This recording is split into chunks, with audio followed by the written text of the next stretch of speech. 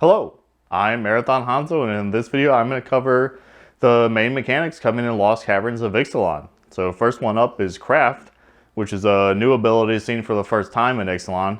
This mechanic is meant to take on part of the world setting here, so we can feel like we're going to make something to take on this exploration or journey through Ixalan. This mechanic is actually difficult for me to wrap my head around at first, so I know you guys will catch on quick because I'm stupid. Each card with Craft will set forth some conditions. So Idol of the Deep King will let you pay the craft cost and then exile an artifact either from your in-play permanents or an artifact from the graveyard. Nice and easy, right?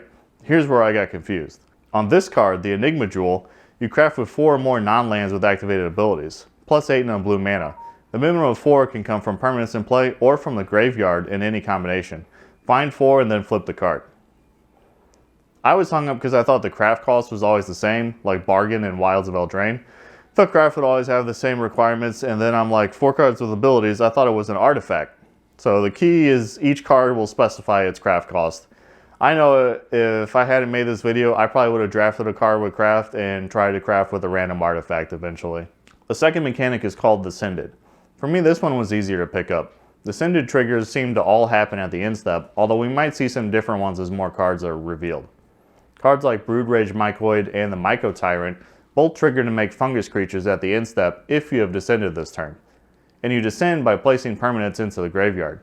There seems to be no restriction on how they reach the graveyard, so you can mill, you can have creatures and enchantments lost to combat, you can sacrifice cards to other abilities, and then use them all as descend triggers. Lots of options here.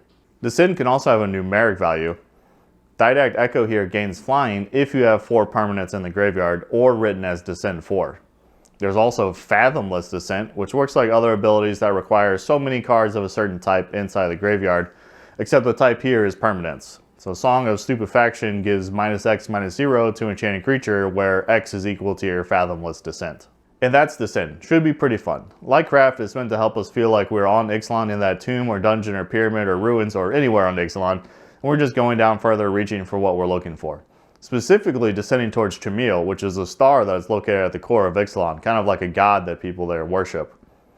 And Chamil may be evocative of Descend, but its own card has our last mechanic on it actually, Discover. This one is pretty straightforward, and if you're familiar with Cascade, it works similarly. Cards with the Discover keyword will also have a numeric value. So on the example card, Geological Appraiser, it discovers for 3 when it enters the battlefield. Like Cascade, you'll exile cards from on top of your deck one at a time until you reach a non-land card with a mana value less than the numeric value, or equal to. So in this case, 3. However, unlike Cascade, you now get the option to either cast the card for free or to put it into your hand. And this has a lot to do with cards that have adventures on them that could possibly cost more than the card, so maybe you want to put it into your hand, cast the adventure, and play the card. Not new, but making a comeback is Explore. When you have an Explore trigger, you reveal the top card of your library. If that card is a land, put it into your hand. That's supposed to be the feeling of exploration here, to a land to discover. If it's anything else, put a 1/1 counter on the creature that it's exploring, then choose to put the card back on top of your library or into your graveyard. Some creatures will have Explore triggers, while the most likely way you'll see Explore is through creatures and spells that create map tokens. The token can then be sacked for 1 mana to trigger Explore on target creature.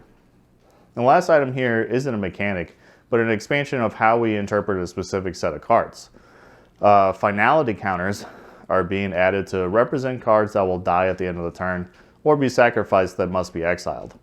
Of course, we have cards that have Unearth that come back into play with haste, and then are exiled at the end of the turn. Now those cards will return with a Finality Counter. The description of the counters also describes that now that this function is represented by a counter, of course, the counter can be manipulated. So if you transfer the Finality Counter onto a different card, then exile that card instead at the end of the turn. So now you can use your Unearth spells, and if you have something else that can manipulate counters, you can move it onto an opponent card or some other card so you can keep your big creature out there however long you want to. And that's kind of all the hot topics I've seen so far for mechanics in Ixalan. Let me know what you think about some of these new ones coming out. Did I explain it right? Did I explain it well? Was this video helpful for you? So please let me know if you liked it or not. Leave a comment to tell me anything you thought was different or if I was just dead wrong on how these things work. But I appreciate everybody taking the time to watch the video. You guys have a great day and take care.